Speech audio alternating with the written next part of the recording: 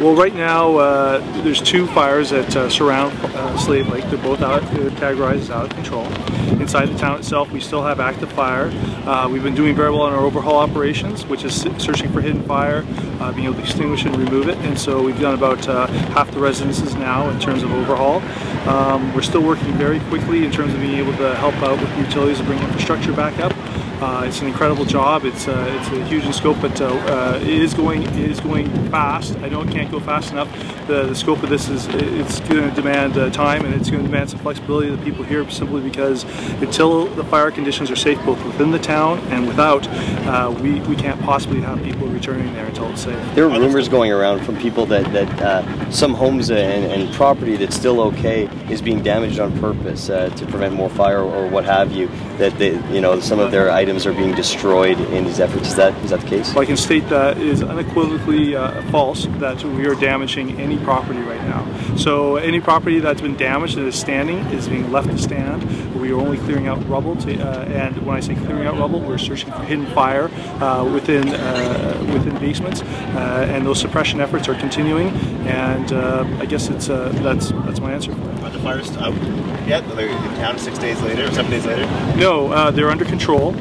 We have about half the fires, so all those residences that were destroyed, those hundreds of residences, about half of them have now been extinguished. And so overhaul operations are going very well. However, there's still a danger, not from only within town, where the 200 firefighters are working 24 hours a day to suppress the fires, but outside where you have over 700 firefighters. And so every day we have flare-ups, we have fires.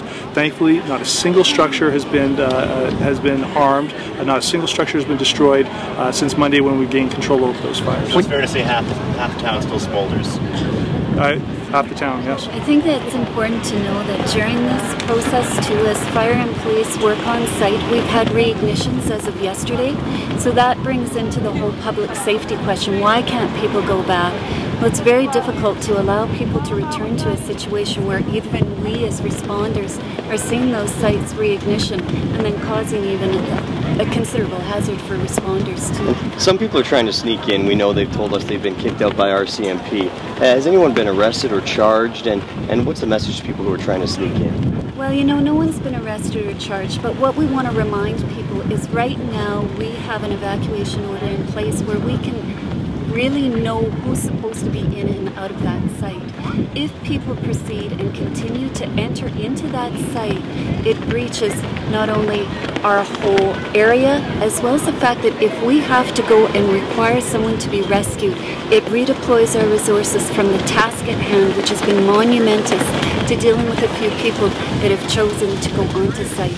So we remind people to please comply with the evacuation order. We think it's more important to send that message than to arrest and charge in this case. Can you describe the fires in the town a little bit? Is it more like smoldering, or are they flames as high as you, or as high as the flagpoles? Or? Well, when you have a fire that was hot as the one that went through that town, if you're talking about just the town site proper, what we're dealing with is when we're removing that material from basements, you see fires pop up. Yes, you see active flame.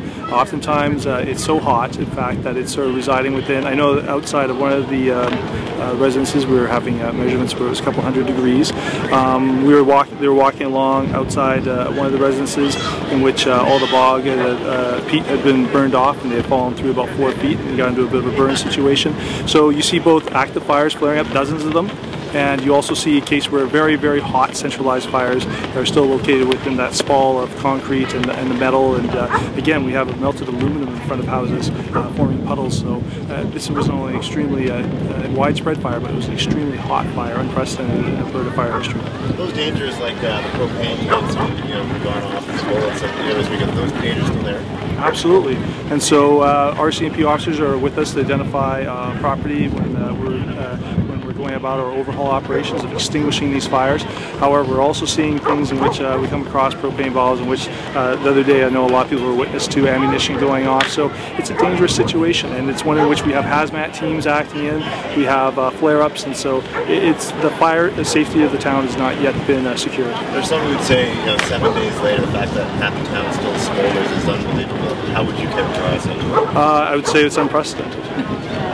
Can you estimate how much longer it will take to get these fires out within the town? Well, we're making really great strides, and part of that is not only are we putting out those fires, but we're allowing utilities to come in, do their work, so they're going to be able to return the town to the people. So they're going to have potable water, they're going to have electricity, they're going to have gas when they return back. We're going to aid them in, when they go in their homes and they have garbage to dispose of. It's going to be a massive effort having these people back. But again, town people have been great advocates for them, and the #1 priority is getting these people back to town. Any idea though how long till there's no fires burning in town? Any clue? Well, part of it's weather dependent. We know we have gusting winds. We know we have 2 fires that could encroach upon the town, and so until those things, until those fires are under control, we're not going to even speculate. So our #1 mandate is safety, fire safety, and we have not achieved that. I think some people have this idea that it's all over and they can just go home now. What would you say to people that feel that way?